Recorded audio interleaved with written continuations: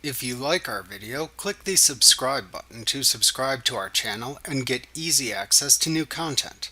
To see our full suite of ad-free video courses and training materials, visit us at teachucomp.com.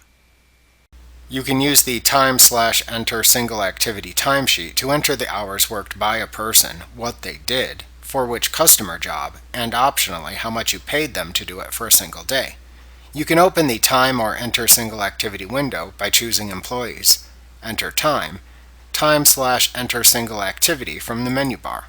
Within the Time or Enter Single Activity window, select the date for the activity from the Date Calendar Selector field. Use the Name drop-down to select the person whose time you are entering. Enter the customer job,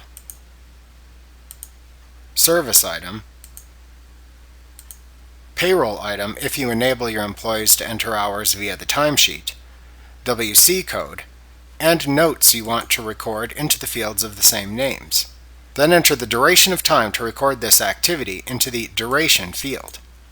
To actively record the time you spend performing an activity, like legal research for example, click the Start button when you begin the activity, the Pause button when you want to pause the time recording, and the Stop button when you have finished the activity to record the actual time you spent performing the activity as an entry within the Duration field. When you are finished entering the time data, click the Save and Close button to save the time and close the window. Remember to click the subscribe button to see more of our videos. Get ad-free courses at teachucomp.com.